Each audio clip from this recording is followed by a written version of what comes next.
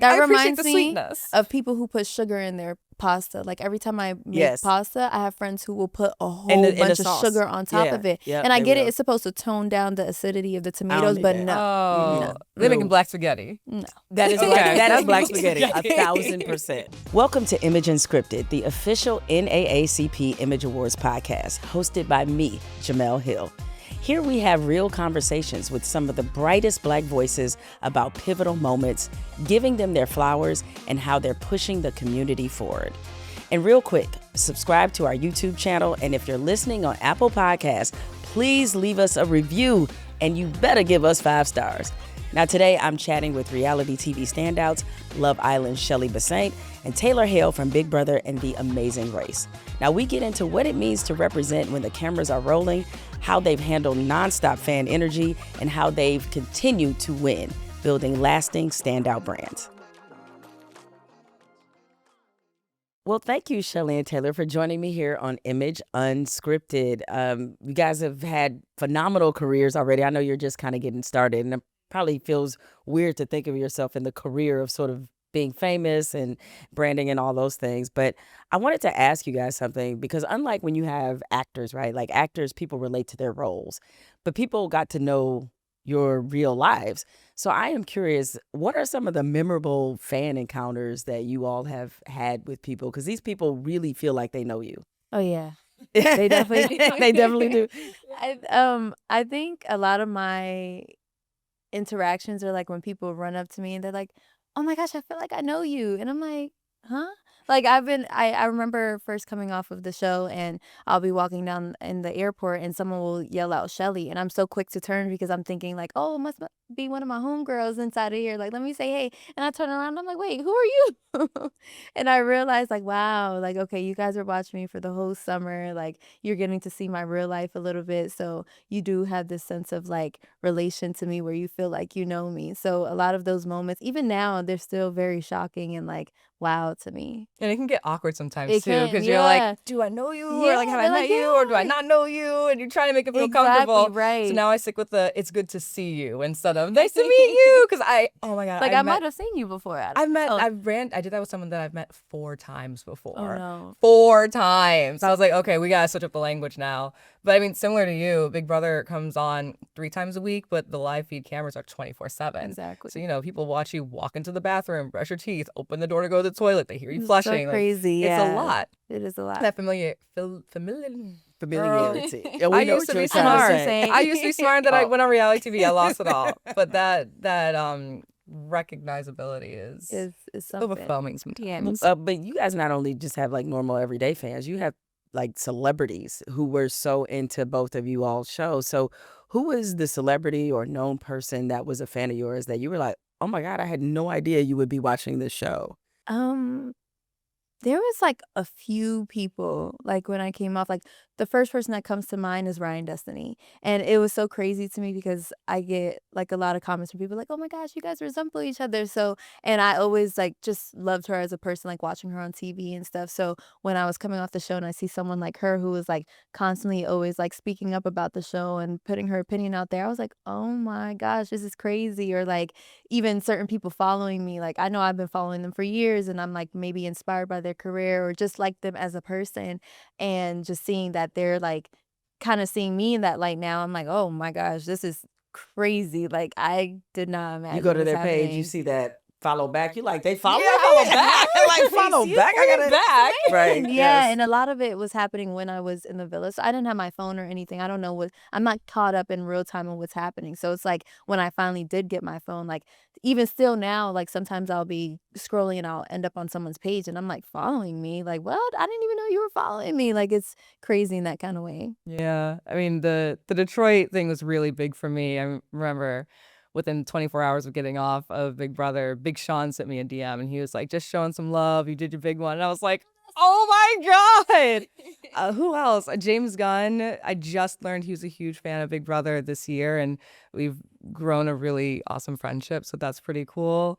And then I think the one that like changed my life was Janet Jackson commenting on. Oh my gosh. Janet wow. Jackson? Because I listened to her albums when I was in the Big Brother house, and I would just talk about how like her music shaped my life. I just relate to her so much. I grew up on her music. That's amazing. And coming out and seeing her comment on my post, I was like, this I'd is be not screaming real. for like 30 days and 30 nights. Truly, yeah. That's when you have to tell people, you know, you can't look me in the eye anymore because Janet Jackson follows me and knows who I am. Exactly. Kiss the ring. Yes, exactly. That's what it is.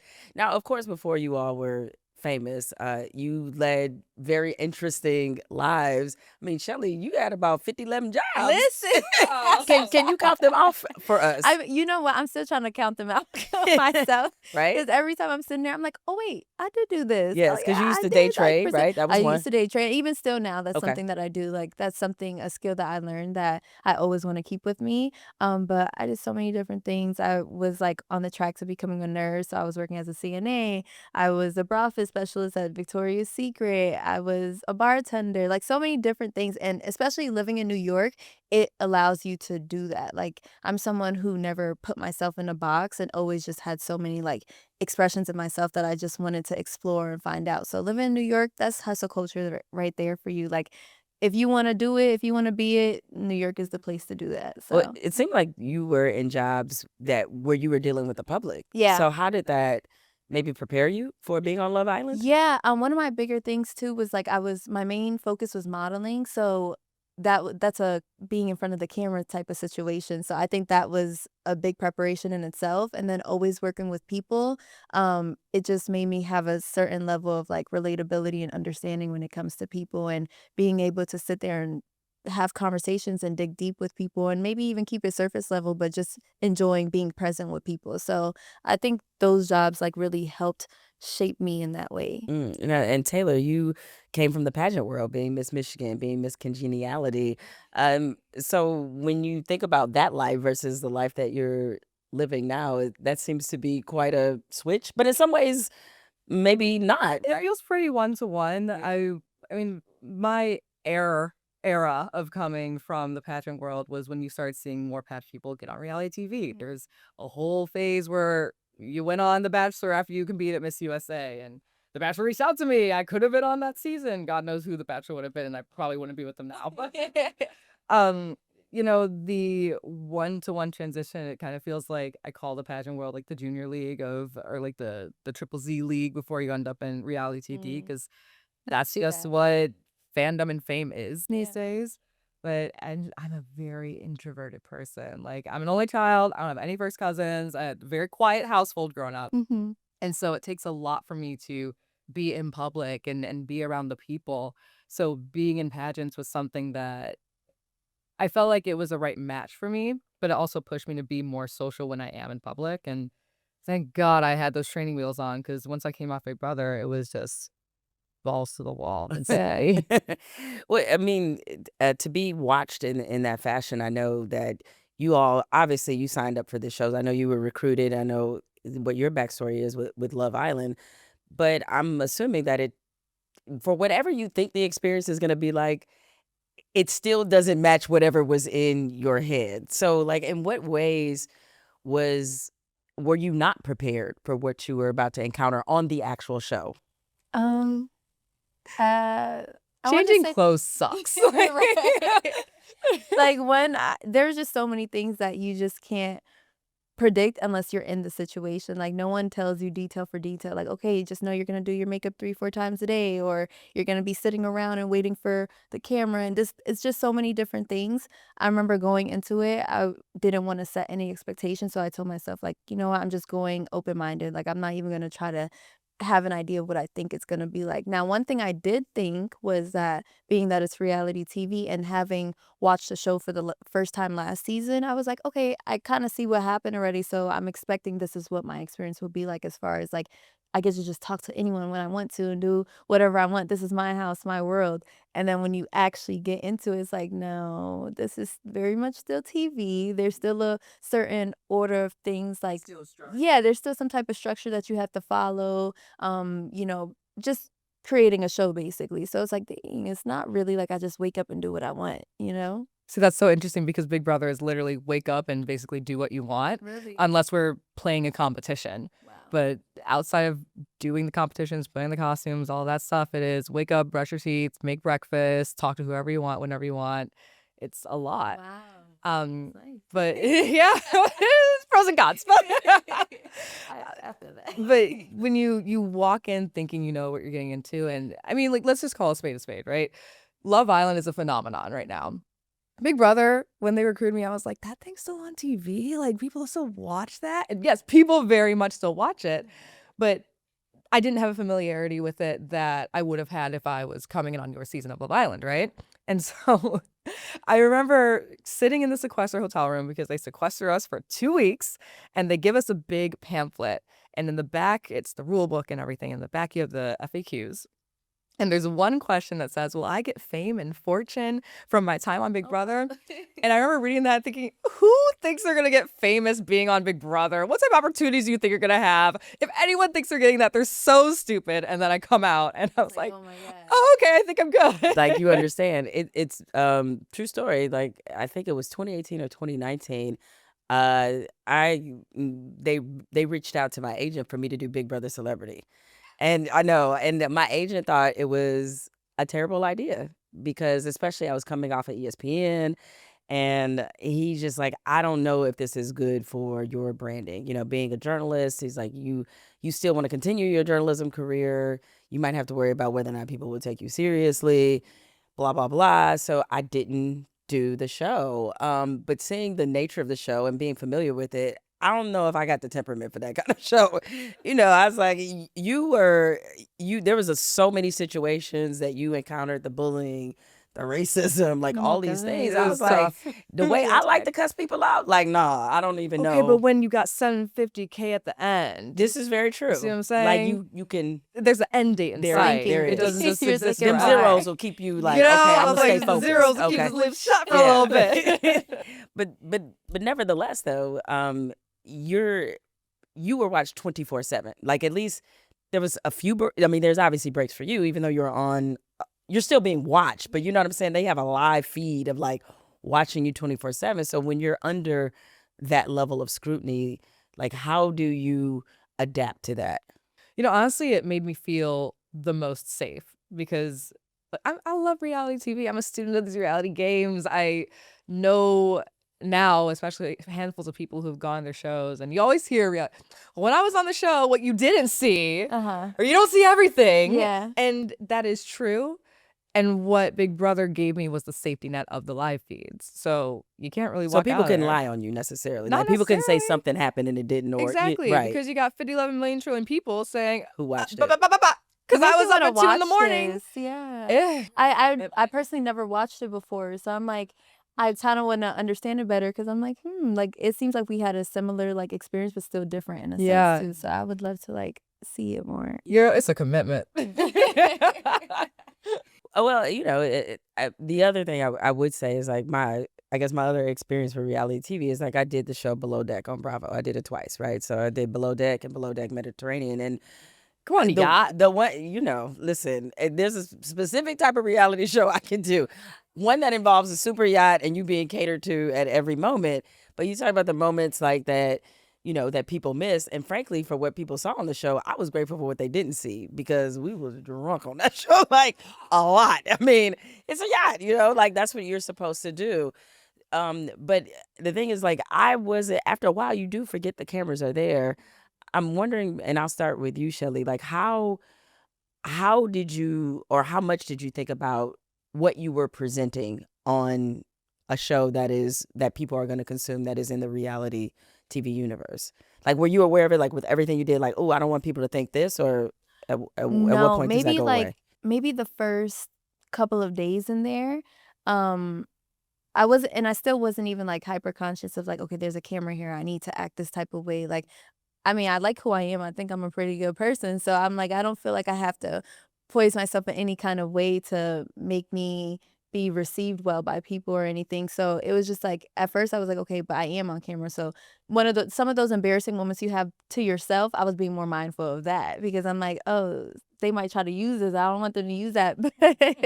But then after, like, the first couple days, the first week, I was just like, I forgot that the cameras were there. I was just waking up and like, wow, I'm really just in this place. So I wasn't in my head a lot about how I should be acting or moving. Maybe sometimes when it came to making tough decisions, then it's like you are on a reality TV show that's almost game based too. So you kind of have to think strategically, but even then, like, I'm like, what is the strategy? Like, I don't, like, sometimes people were saying things like, oh, you got to play your cards right. I'm like, what cards?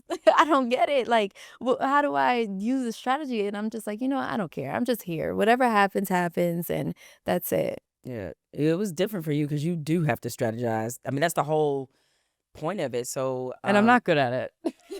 I can't tell, you know.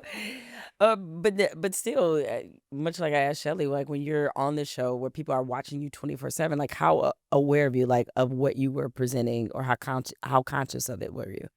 Almost immediately, specifically because, to my knowledge, I was the only monoracial, medium to dark-skinned Black person on the season, Black woman on the season. And that, I didn't think it would be a challenge because we had other Black people, whether they were light-skinned, biracial, male, female, older, younger. We had a good mix of people. I didn't expect all of us to work together and band together like had happened with the cookout the year before. But I did not think that there'd be some sort of like crabs in a barrel mentality. And that was really hard and something that I felt and experienced almost immediately. It was the immediate, something we talk about all the time, right? It's when you are so many things, woman, Black, darker skinned, how quickly the burden of existing falls to the lowest on the rung. And again, like I look at the whole spectrum of Blackness, I'm like here, right? But by nature of where the spectrum was, I was here on the dark-skinnedness in the house. And the stereotypes that are put onto you when you're in that position, I think we're all familiar with. So to know that this is what the house is projecting on me, not know, feel, because I can't see the conversations in other rooms. Yeah.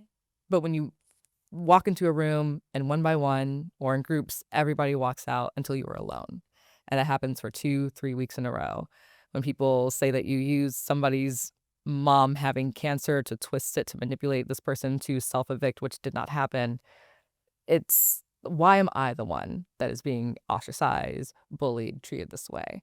And so you feel that weight. And again, I think the benefit of Big Brother is being able to look directly to camera and say, I know that these are the stereotypes or things that exist in the real world. I know I don't fit these things, but am I experiencing this because of what I'm feeling? Yeah. You can talk directly to the audience and call that out. You can talk directly to the audience and walk through what's happening in your head. Wow.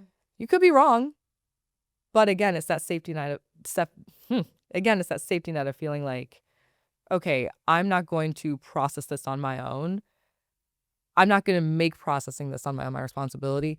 Everybody is going to experience this with me, and I think that's why the audience related to me so much, because I really let them in. No, with what she said, it sounds like since you have some relatability with that, because as I'm sure you were able to eventually see on social media, a lot of Black women, a lot of Black people, they were writing because they saw some of the microaggressions. They saw some of the things you were experiencing on the show. So, how did it feel on the inside? What's so crazy is that you were speaking to like your experience of being on the set and, with the people around you and how they made you feel. Genuinely, the people in the villa did not make me feel that way. Like, I never felt like anyone was looking at me, like making me feel like, I don't know, like the word I'm looking for right now, but I didn't feel like my race was a determining factor inside the villa. I didn't feel like anyone was trying to like point me out as being aggressive or this or that or anything like that. It wasn't until I came out the villa and I see this whole thing about fans being parasocial and this and that. And that's where I started to feel it, was when people were saying, oh, Chelley's this and that, and she's a mean girl because she said this and she did that. And I'm also kind of seeing the edits of the show, and the edits weren't something that was like terrible to me. I still don't feel like I would have came to the conclusion of certain people's character based off of what I was seeing, just based off of what they edited. But I feel like the audience, they use that as a means to say, oh, this person is like more vulnerable and soft and needs more tender and care, but you're aggressive and you're mean and you're this and you're that. And it's like, what are we going based off of? And seeing how everybody reacted to certain people on the show, it would look like the Black people on the show are getting the more, villain edit or villain perception or whatever the case is, versus our counterparts just being like, oh, well, it's a moment, it's this, it's that. So that's when I started to see the difference, was when it came to coming into the real world and seeing what the world was making of the show. But actually being in the villa, I never felt like that. So it was just very crazy to feel that switch happening. Well, you guys both, you're not only in the world, but you watch reality TV. What are you all's opinion about how Black women are presented on reality TV in general? Well, I mean, I don't know how old you are, Chelley, but I'm 28. Oh, okay. We the same little bucket. Okay, I just turned 31, so I'm like, where am I falling these days? Don't worry about us. So, but I grew up watching Flavor of Love, I Love New York. Like, I didn't watch Bad Girls Club, but the amount of times I was walking down the hallway, thought, I ain't getting no sleep because of y'all. Y'all not gonna get no sleep because of me. Like, and growing up watching Omarosa on The Apprentice, and now knowing her because she's played Big Brother and is a huge Big Brother fan. It's the people that I grew up watching laid a foundation that I believe is necessary. Yeah. But I also think that we get into stereotypes. Exactly. We're expected to act those kind of ways, or that's what brings like the drama and the entertainment stuff. It's not when you're just there being present, but when it's like you're almost performing in a way. Yeah. I think the benefit of now is that we've done 2 completely different reality shows. Yeah. We get to sit here existing as we are, talking to you. Yeah. And then Baddies also gets to exist. And there's an audience for that. I'm not the audience. But it's but it's something that brings people joy. People love the Baddies. People love the Housewives. And honestly, I think Housewives is one of the most progressive shows out there because we see women being fully glamorous, unglammed, ridiculous, going through turmoil. Like, you see the holistic nature of us. Yeah. And I think it's nice in 2026 to now have different silos that we can turn to so that we aren't just pigeonholed into behaving one certain way anymore. Well, reality TV has always been polarizing. And there are conversations about whether or not, especially for our community, whether it's a negative or a positive. How do you all see that? Because some people feel like when they especially see some of the more polarizing shows, you mentioned Baddies, like that being one, or Love and Hip Hop, or some other ones, that people feel like that they don't represent our community in the best light. How do you all feel about sort of those criticisms? Our community is not a monolith. I understand wanting to put our best foot forward. I think every minority community will feel that. But I think a community grows and strengthens when there are different aspects and facets that are highlighted and championed. So again, like I said, Baddies, that's not my persuasion. But there's a lot of people who do enjoy it. Like, and I was sitting down having a conversation with one of my best friends, and her lifestyle is nothing near like the Baddies lifestyle, what is going on that show. But she's like, this is like kind of like a peace of mind for me sometimes. Like, sometimes I just want to like sit back and just enjoy something that's just like, I don't know, like maybe a little chaotic, maybe a little crazy, but this is actually people's lives. Like, some people can relate to this and maybe learn something from it. I don't know, but it shows the I guess what is the word? Breath. Yeah, like the different, like just different lives that everybody lives. Like, not everybody has the same life, So I feel like to see it on TV, maybe it does something for the person who's consuming it. Like, I don't know. I don't really watch it. So it's like, I don't know what it would do for me, but to hear my friends say that, I'm like, you really watch it? She's like, yeah, I love it. She's like, did you see what happened? Well, you didn't see what happened, so let me tell you. I'm like, okay. Like, listen, I don't judge people's reality TV show taste because I love Love After Lockup. That's my show. All right. I ain't never been to prison. I ain't never dated nobody in prison, but Don't plan to go. don't plan to go. But you're learning about someone's the way I'm life. here for some prison love, I'm like, do y'all, dude, come on. But it does teach you about how difficult it can be for people coming out of prison to reintegrate in society and what they're up against. It's a lot of craziness, but I'm here for the mess. It's real though. It is very real. And we all have different types of crazy too. Exactly, They right. have Honey Boo Boo over on TLC, and they See what I'm got saying? Beverly Hills Housewives. Okay, so correct. hello. So To that end, what are you all watching when it comes to reality TV? Yeah, I want to know what you're watching right now. if I'm being honest, I haven't watched. Ah, any reality TV. boo! What? I'm so serious. Like I don't know. I'm always asking people like, oh, what are we watching? But no, I haven't watched anything. Like, especially coming off of the show, I'm like, I could take a little break from reality TV, actually. Did you watch your season back? No, well, I got halfway through it and then I just stopped because I'm looking at it, I'm like, I want to remember my experience for what it actually was. I don't want to mix it up with now I'm watching this edit and this like, that's not really directly. So I'm like, you know what, I'm good. I don't want to watch it no more. But then some days I'm like, let me go see. Maybe I missed something. Let me go see what's going on. Did you watch your Not season all. back? I know how it ends. There are some moments that I like to relive, but I haven't watched it all the way through. I hope one of those moments is when you gave that hell of a speech at the end where, you gave us a little King Kong ain't got on me, right? Like, you gave us, so for those who may be listening or watching, please YouTube Taylor's epic speech at the end of Big Brother. It is quite phenomenal. So now, Chelley, because we're on a dating based show. Oh wait, Yeah. I'm watching Traders. I love. Oh Traders. yes, gonna that's ask right. You you, didn't what answer are the you question. watching? So you're Sorry. watching Traders. I love Traders. I've always been a Bravo girl, like from what was about to be 20 years of the Housewives, from when they first came on in Orange County, when they had that redhead girl out in New Jersey. I was watching her. I love all the Housewives franchises, and I look crazy at people that are like, "Oh, I don't watch Atlanta or Potomac." Why? Why? The one I just got into is Salt Lake. Woof.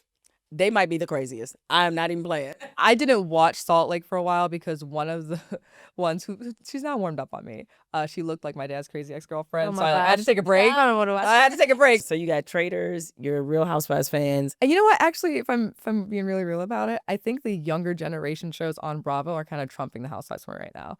So like, I love The Valley. Oh, okay. Love The Valley on Oh my Bravo, and You guys are making like I'm making a list No, right now. mental Like, We list. must be in a I'll group go watch chat. I this, mean, did yeah. you watch it Yes. yet? I love The Valley, and I hated Vanderpump Rules. I'm sorry, but Summer House is my show, and they're like in a renaissance right now, so I love that for them. Okay. and I have to get that spinoff. And I understand you were asked to be on Was it Summer House? You do your research for real. Yeah, Okay. I know some things. Yeah. Yeah, the Summer House Martha's Vineyard, the Black Summer House.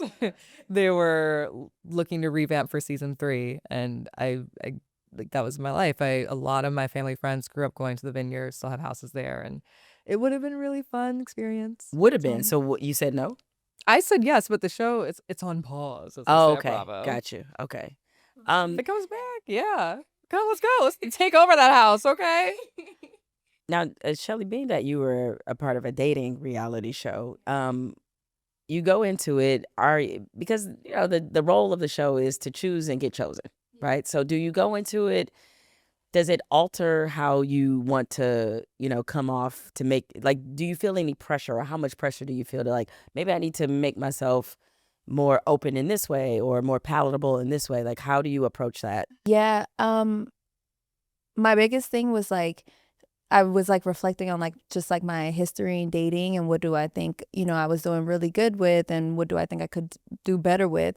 And one of those things was like just being more vulnerable. So when I was coming into this, I'm like, okay, I'm going on this show to find love. That means I can't hold back. I need to go in there with all of me and really just put it out there, because the whole point is like I want to find someone. So I went in there thinking like, okay, I'm gonna be the most open, honest, vulnerable that I could possibly be, and hopefully that will attract me to my person. So that's kind of what my mindset was going into there, because I'm like, I don't want to repeat the same things, like just being surface level and hoping like I might click with someone. Like, no, we need to get down to it, because I'm sitting with you every single day, morning and night, like for 2 months straight. It has to be for something, you know?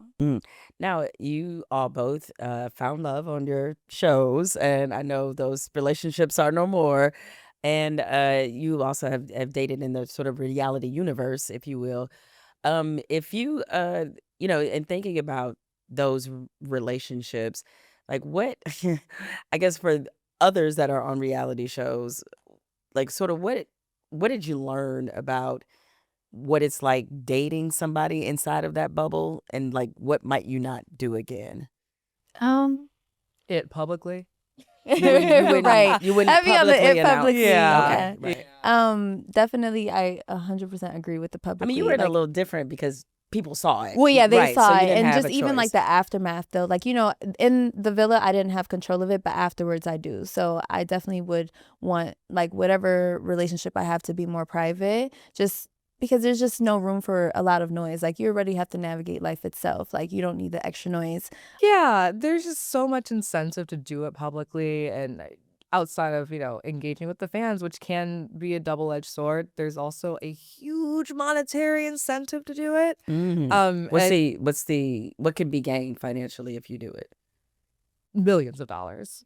Millions of Is this through dollars. branding? Is this through? It's through the platforms that you're on, Instagram, Snapchat, TikTok. There's opportunity there. I remember when I first got off Big Brother, I won. I was the first Black woman to win Big Brother in the show's 24-year existence.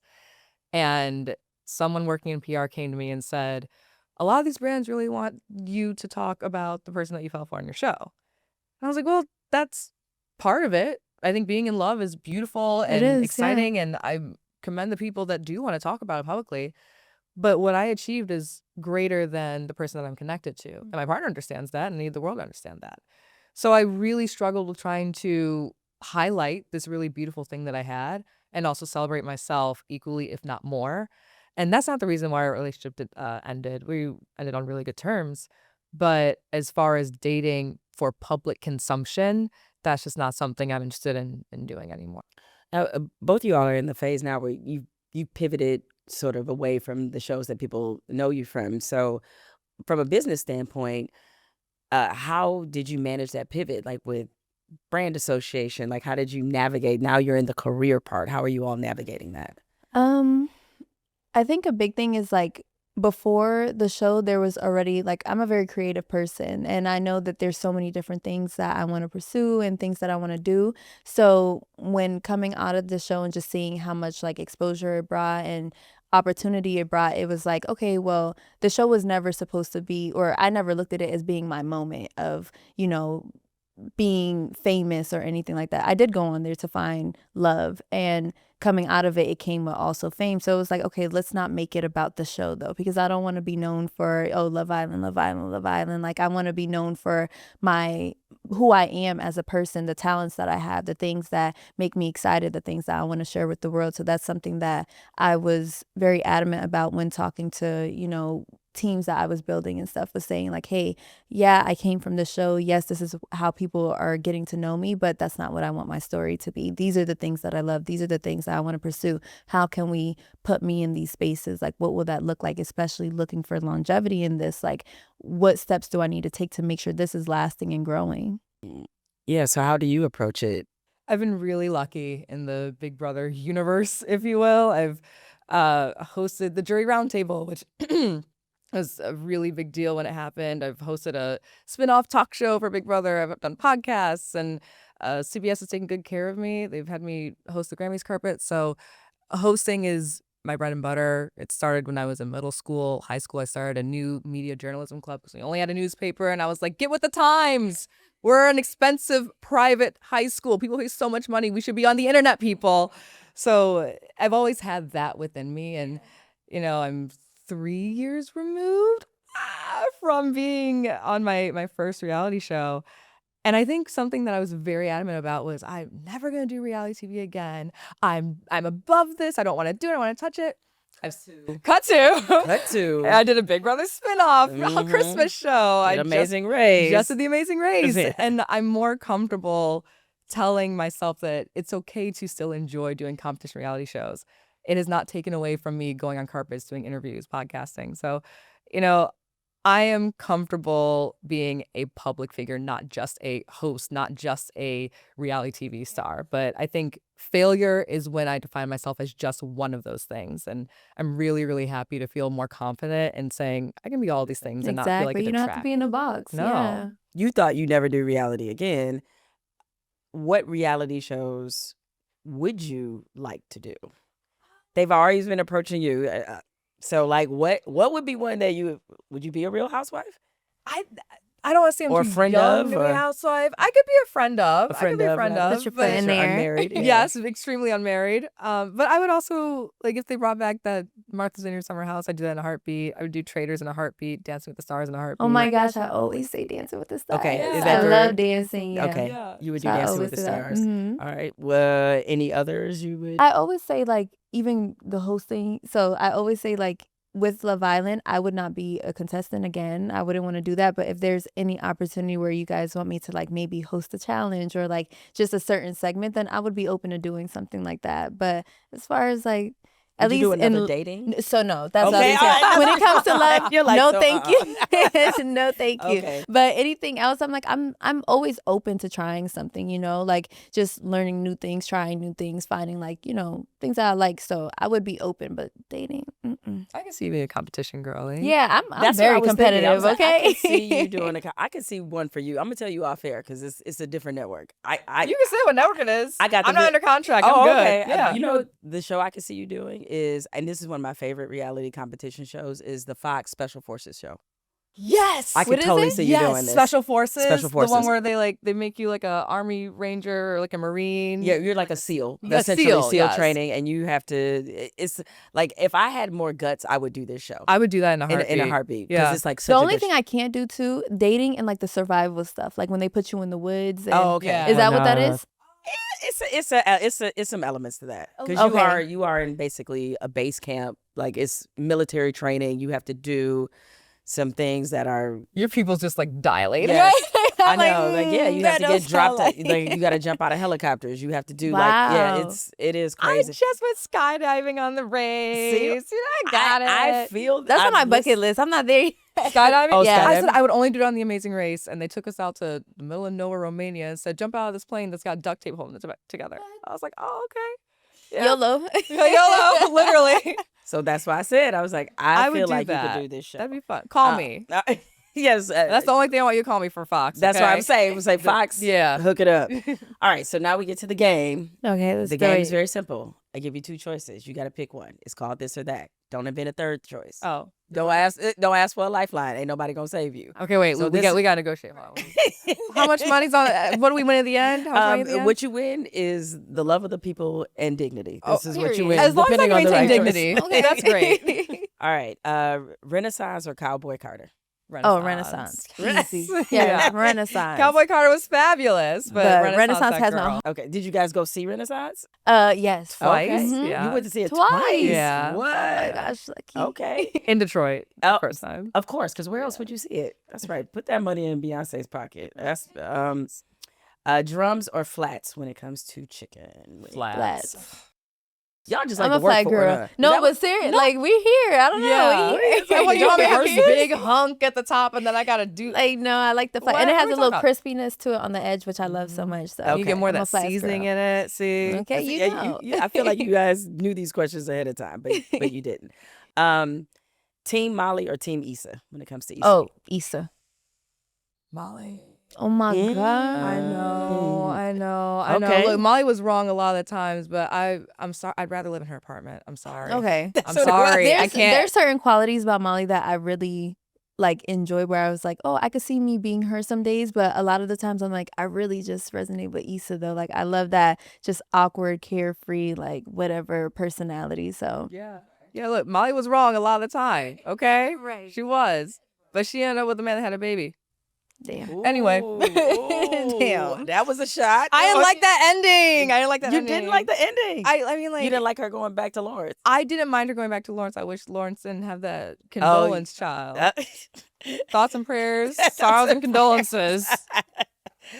But who am I to judge? Since you guys are out in these dating streets, fancy restaurant or Cheesecake Factory? Fancy restaurant. I don't answer dumb questions. So. That's valid. What? Shots fired at the No, you know, I know people Factory. who really love, like, some people have a tie to, like, Cheesecake Factory. They really love it. Like, Right. you know, me personally, I never really, like, being younger, I never had it. So I never understood the hype. So when trying it as an adult, I'm like, This what y'all was? it's just like, You know I where don't else know. I I can get think some I had to cheesecake? have tried it as a kid. At the steakhouse. See, you know what? Yeah. Okay. All right. I I'm love not a above strawberry or cheesecake. okay. Look, and I say this as someone who has a slice of cheesecake from the Cheesecake Factory in her fridge right now. But I ordered a delivery for myself. So you're like, I ain't going. I'm not But going. And you know what? I mean, also too, like, I would go, like, I would prefer the fancy restaurant, but if I'm with my person, we're going back to, like, just things from our past that it's like, you know, I just want to go On a here. nostalgia like, trip. Yeah, like a nostalgia type Okay. of thing. Like, yeah, let's go. Like, the other day I went to IHOP. I love IHOP. See like, what I'm saying? I didn't want to order it to my house because I'm like, it's not the It's not gonna same. Like, taste I the need to same. sit Yeah, there and be fresh. correct. Like, you could never go wrong See, with that's IHOP how I feel about pancakes. Red Lobster. Oh, I'm gonna hit Red Oh, Lobster. Okay. But no, okay, I hear you. I hear Okay, you. I'm gonna I hit would some Red always Lobster. get the lobster tail with my great grandma before she Mm. passed. Cheddar Bay biscuits are amazing. You can buy the Cheddar Bay biscuit mix at the store. Make It's it not the all- same. I've tried It's all not the the freezer The jump stuff. at me. It's just The jump not at me. The jump at me. You know Okay. what? That's like saying, because we're from Detroit, that's like saying White Castle is the same when you get the. No, Did you go buy the White little Castle? burger. I don't want to No, buy that- White that's not Castle. the I same. need it fresh. I gotta need go it right there. there. I love an artichoke dip from Fridays. I See- tried to order See, y'all and tried to talking all get the that frozen fancy food. restaurant, but yeah, what I'm hearing. But listen, I would talking about a girl prefer. trip. But when we're trying to go on the nostalgia Okay, route, all I'll right. go to those places because they still have some of my favorite things there. Okay. No one has Friday's artichoke dip. Now, just as a slight follow up, because this is, as you know, a thing on social media, is a 50-50 date acceptable? No. What was No. that? She was You like, don't I'm answer not even it. gonna fix my face to Excuse even me? answer. A that. 50-50 date with me and my girlfriend? No. Me and my girl, we Because even my homegirls, like my friends, we always like, I got it. Like, you know? So not really here for it, but whoever is, to each his own. I like being transparent with the girls. I'm like, okay, we can split this and we can both get points on our cards. Or like, if we're traveling soon, you need a little more help on that. Get the We're points. making sense of Gotcha. these things. Yeah, But Okay. I But think a first date, date? no. You're like, no. For a date, not going to happen. No, So, no. Hey, fellas, I tried to help y'all. Real Housewives, that franchise, are loving hip hop. Real Housewives. Okay. Yeah. I guess Real Housewives. I You don't never really really watch watched. it. Yeah, Yeah, so I I'm like, got I you. really don't know. You probably but know more memes from the Housewives. I do know a lot of So, memes and stuff. cultural yeah. impact, you know? Exactly. Yeah. Yes. Now, this is the closing question that I've asked every guest that has appeared here on Image Unscripted. This will determine a lot of things. Whether we keep our dignity I or know not. it's missed some answers that is going to get some people in trouble, but here we go. Oh man. Oh, here we go. Should I be nervous? Sugar on grits or salt on grits? Oh my gosh. Oh. Salt. Oh. Okay. The answer is salt. But and you like, I've never put sugar on my Okay, grits. I've never okay. put sugar on my grits. Okay. I do like to oh my God, y'all can get me killed. What I is do like it? to mix the food on my plate. oh, Because okay. I don't got all these extra I feel that's letters Fine. and Like you mix the grits I with like don't- the eggs, is that what you mean? the jelly on my toast. Oh, Like jelly on the toast with the Yeah, grits. Yeah. Oh, I've tried that. okay. I put a little bit of Like, the I grits like- on the toast and I'll bite it. And You I'm know like, what I'm sometimes saying? I need that. I'm But that's not not my gonna put the go-to. sugar Completely in the accept- grits, but like I like But I your like little, the jelly but when like a little. when the jelly just happens to get Okay. in there. I'm like, oh, Yeah. like That I appreciate reminds the me sweetness. of people who put sugar in their pasta. Like every time I make Yes. pasta, I have friends who will put a whole In the bunch of sauce. sugar on top Yeah. of it. Yep, and I they get it, will. it's supposed to tone down the acidity of the I tomatoes, don't but need that. no. Oh, No. they're making No. black spaghetti. No. That is Okay. black. That is That's black black spaghetti. spaghetti. 1,000%. I grew up though. One of my mother's friends who used to watch me used to put sugar on my rice. I don't do that anymore. Oh, you know? why were you doing that? I didn't do it. She did it. Oh, okay. And I grew up to. I like enjoyed it, and my mom Okay. was like, "Stop doing that. You'll Yeah, ruin her teeth. Like that'll be messed up." That's a See, you lot. know what? I knew you ladies were sharp, smart, beautiful, all these things, but the fact that it's salt, pepper, cheese for the grits. We are in community. We in this are, moment. and We I in love it community. here. It's the only appropriate answer. Because listen, I always get nervous. People are like, I'm gonna take your black card. I'm like, why? Why? No. Why? No. We're just swiping a few more times. No, it's you have endless credit. Don't even worry about it.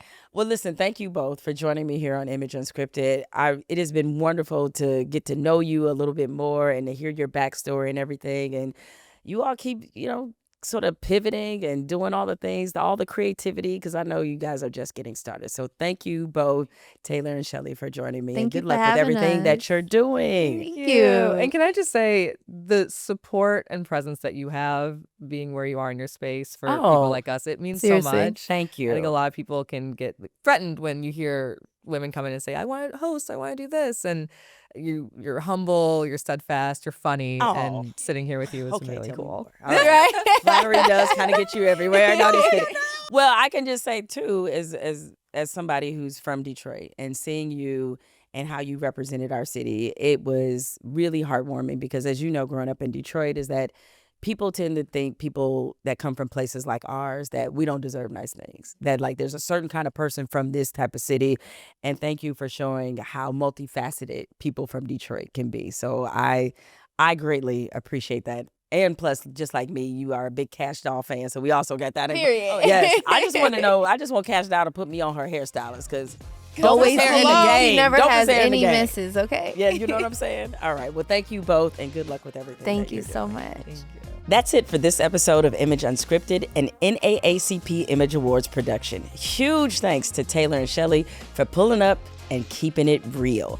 Now, if you enjoyed this conversation, share it with a friend, watch on YouTube, and if you're listening, set your alerts on your podcast platforms so you don't miss the next episode. Until next time, keep it black, keep it brilliant, keep it unscripted.